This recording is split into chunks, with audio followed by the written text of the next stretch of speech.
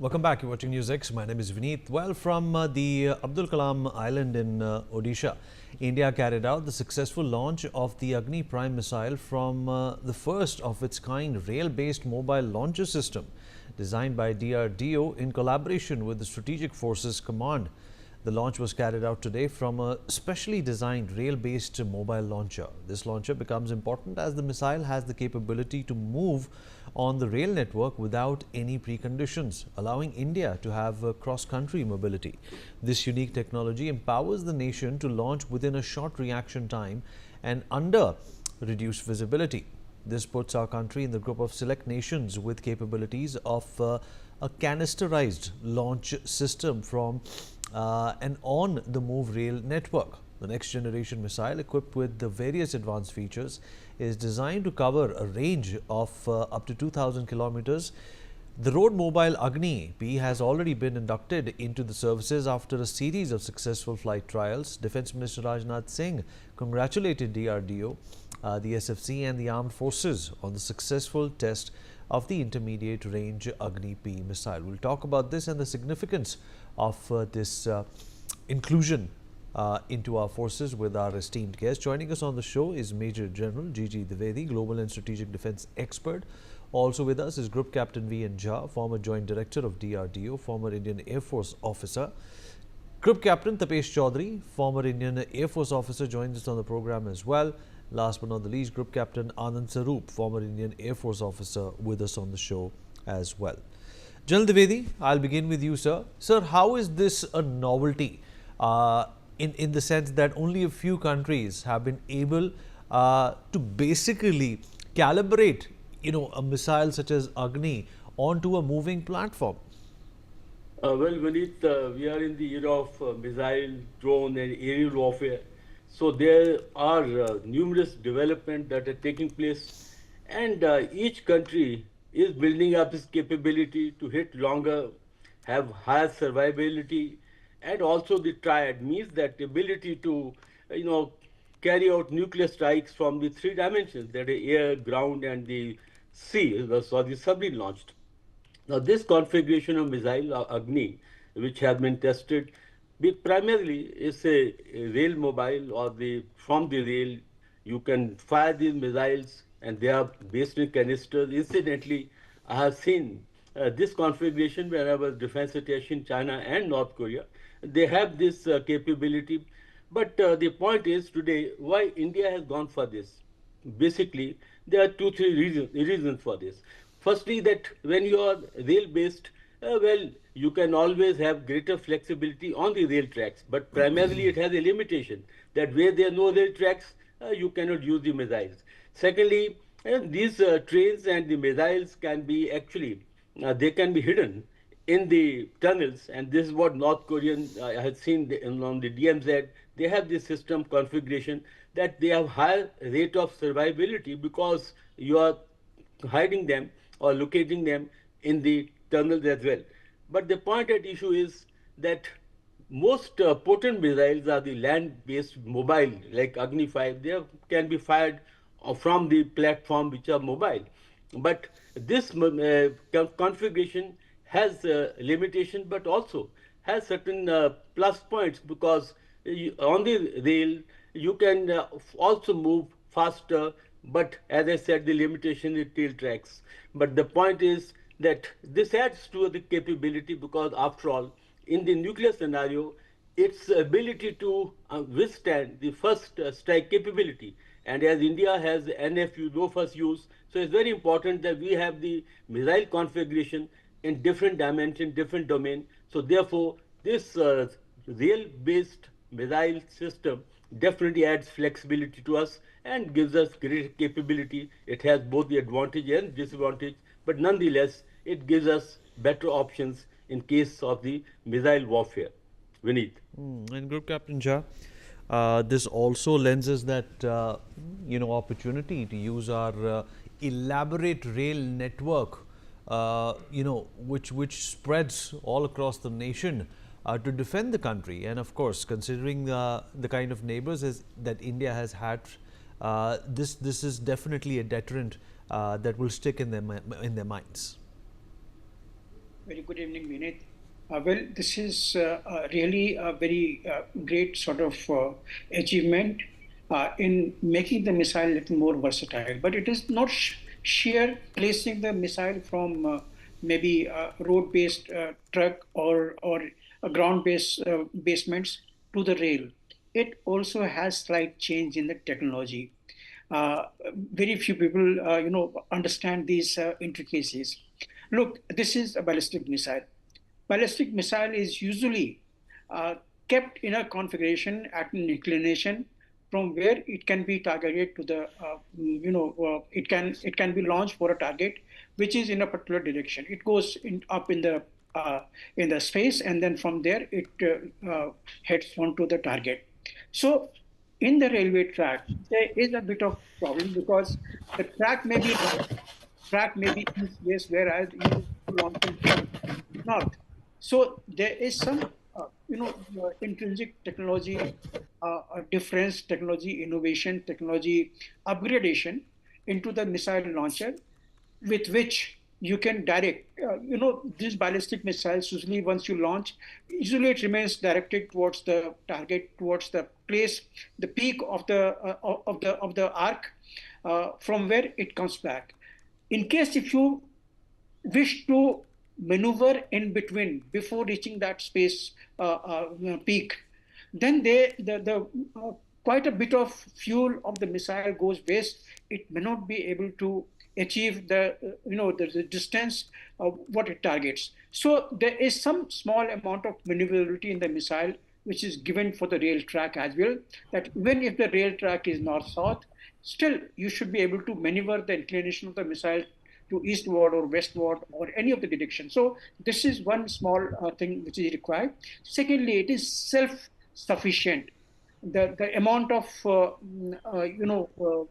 electricity consumption, amount of the redundancy in the launcher system, and obtaining the signals from the radar and giving it integrate to the missile system. That all comes up there because where the railway track is there, the radar system may not be there.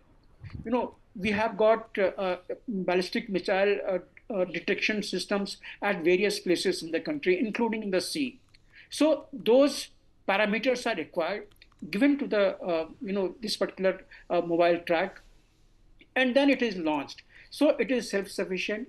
You can have many of the cabins into this. There could be plenty of missiles which can be stacked. Usually we keep one missile at a place and then put it to the launcher just before launching. So when it is the railway system, you can have many of those options available to you.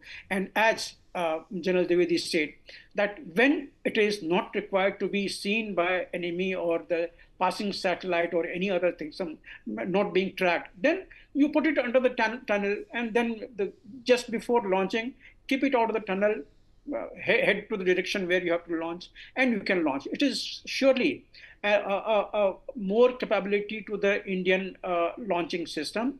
However, missile prime remains the same. It is the upgrade of Agni-2. The range remains around 2,000 kilometers. It has got that MIRV capability, which is inbuilt into this.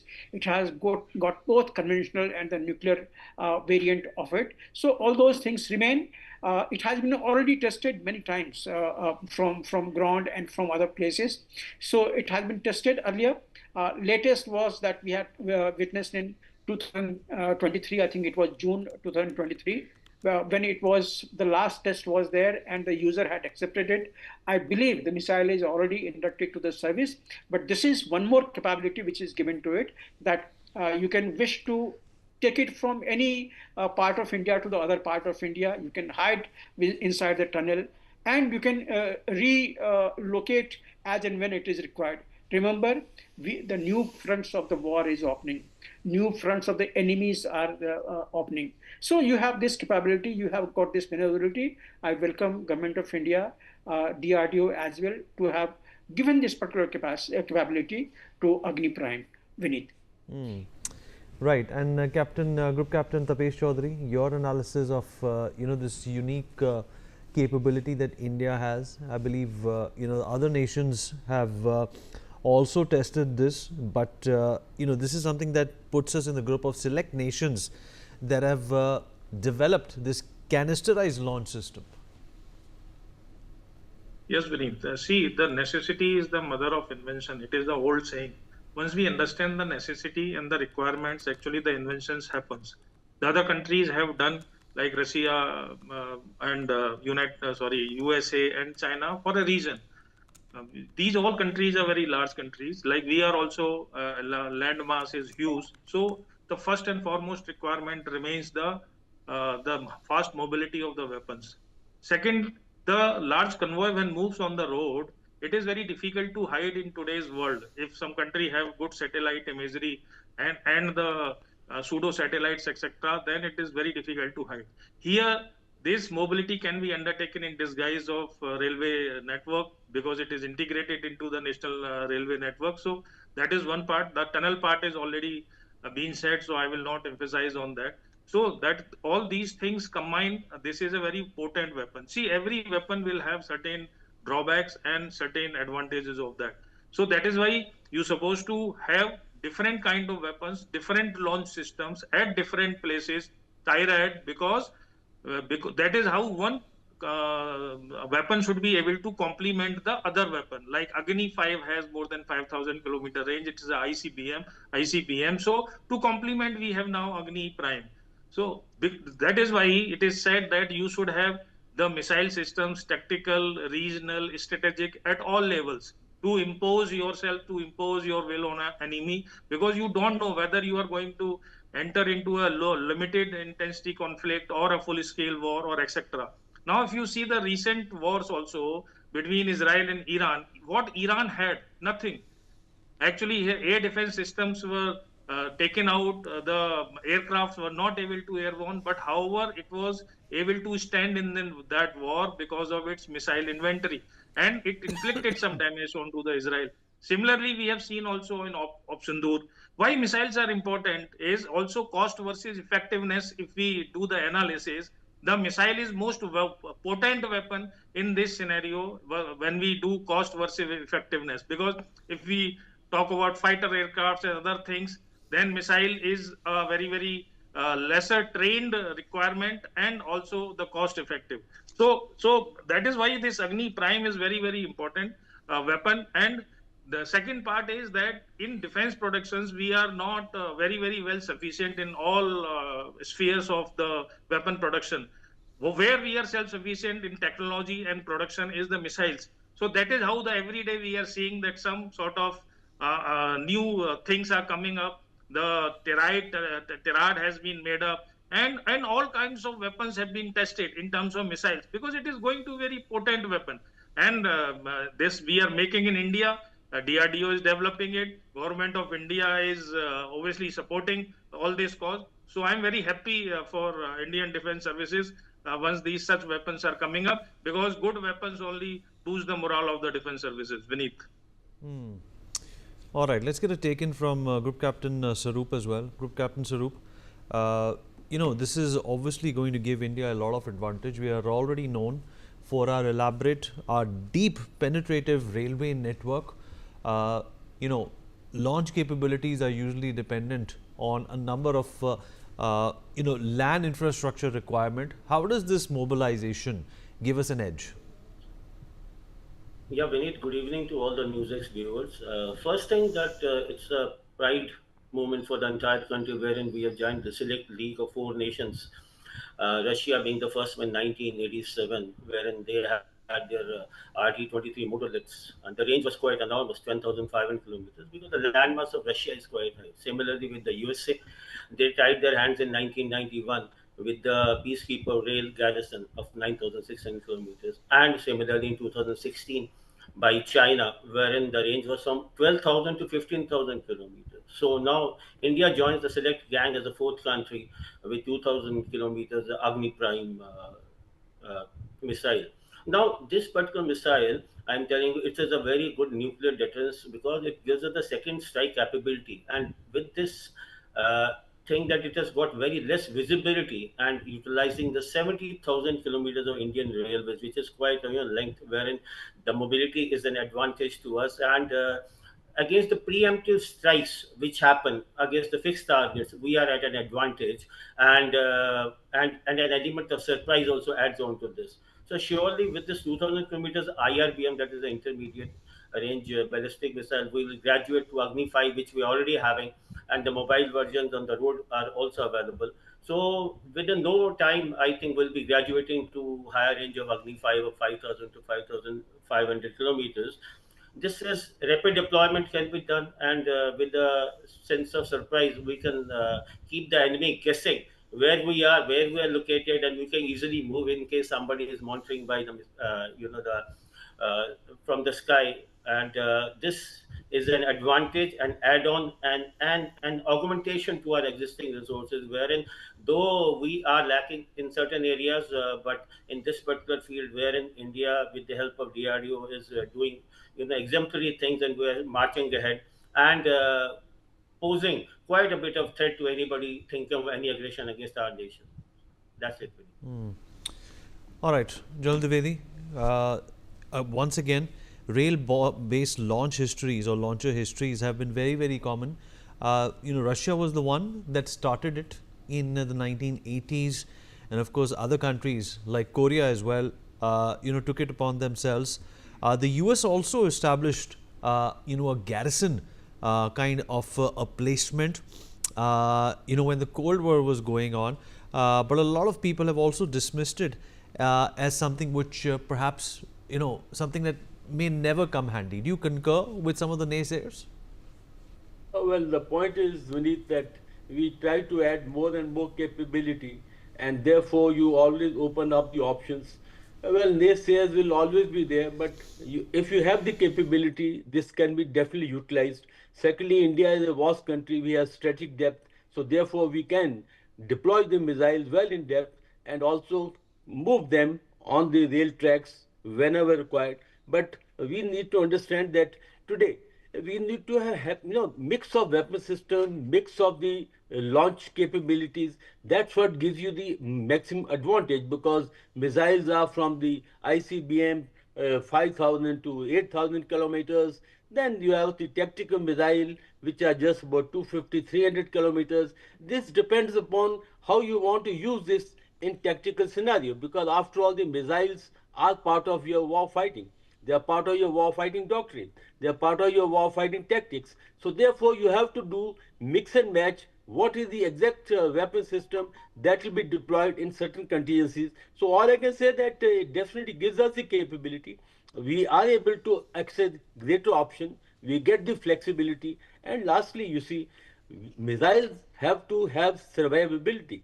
Survivability means that you have to have different configurations, because one configuration then it gives out your hand, or it also can be premeditated or even pre-identified. So I think that both sides, naysayers may have a say, but I think definitely capability is an advantage, and this capability can be best utilized in different terrain and different tactical scenarios or combinations. Vineet. And absolutely. And Group Captain Jha, let's also not undermine the flexibility quotient that comes along, with these launchers. Utility is one thing, but the fact of the matter is that as against or as opposed to a country like Russia, which despite its size may not have the penetration in terms of the railway network, India can use this more handily as compared to anyone in the world. Well, very, very right. You are Vineet there. Look, we have got different ranges of the missiles today that you can think of. We have got Prithvi 2, has got a short range of about 300 odd kilometers. We have, sea-based, we have got Dhanush, that has got about 400 kilometers. K-15 Sagrika, that has about 700 kilometers. K-4, about 3,000 kilometers. K-5, about 5,000 kilometers. K-6, 6,000 kilometers. These are the ranges. And submarine-based missiles are the, something which are the arsenals to watch for. They are the force multiplier. You can shift it anywhere. Similarly, this particular Agni-Prime, which is rail-based, it could be somewhere in Dwarka side. You can shift to the south part of the sea, Of course, the submarine-based missiles are there, but all these capability you have got. One thing I'm slightly skeptical with the policy right now that is going on, especially with the nuclear doctrine. We keep on harping on to that we only have the second strike capability. I think the government of India and the strategic command force, they should review it. The moment country demands that you are on the highest of the alert, being likely to be, come under fire. I think the first strike capability you can always go on to, because the nuclear arsenals are something that incapacitates you over the whole range of it. Your missile, your defense system, your entire effort goes into this. So why wait for that moment that you have been hit and then now you will strike? तुमने थप्पड़ मारा, अब मैं तुमको थप्पड़ मारूंगा. That concept doesn't exist in the strategic missile deterrence, especially nuclear. I think government of India must look into this particular aspect, that whenever the threat perception increases beyond something, immediately change from the second strike capability to the first strike capability. Look, our country is the most important for us. For country to suffer that first strike, it may disable you. It may disable you. And by the time you respond, you gather everything, there could be international pressure so much onto you that you may not strike that second capability. So this one particular thing is there. General Dwivedi, I don't know whether he will agree with me, but strategic thinking, this is one reason where country must give a thought. That moment the threat perception increase certain threshold. We have got the very rabid nations today having the missile capability. They may not wait. They may just strike you. The moment you perceive that threat, you change over to the first strike capability and disable that nation first, and then do anything with it. That is one thing I would like to add. But otherwise, from the missile point of view, today we have got capability from the surface, from the sea, from air, like BrahMos. Right now, we are having the maximum, the range of BrahMos is about 900 kilometers. That is the latest that we understand. And it is likely to even enhance further after the newer version of the BrahMos is manufactured in Uttar Pradesh in the latest capability. So all those capabilities are there. So in view of that, I think India right now is almost like self-reliant in the missile, various type of missiles, both technology and the product. It will only keep on having the value additions in the next generations of the missile, whether it is Agni Group 6. Captain Shah, there is also, this facet related to these launches where, you can hide some of your arsenal and your bombs in railway tunnels. Absolutely, absolutely. These are the need of the hours. The war in Ukraine has told us, it has taught the entire world a lesson that today there is a small machine called drone which can carry just enough of the payload, maybe a few tens of kg, and that can disable your entire ammunition depot. We have seen it happening in Russia. So that has to be kept in the mind. So your asset must be hidden properly from these small tricky assets, threats. And you have to think of, look, all the VAs and VPs are well protected. There is no need to doubt about it. We have got the missile defense system, entire cover, Pradyumna system or the AAD system or the Akash Tir and blah blah that we have already talked earlier. All those things are in place. But still, these missiles, which is the strategic missiles, nuclear forces, that has to be beyond the reach of any enemies. Fair enough, sir. We've run out of time, but appreciate everybody who joined in and gave us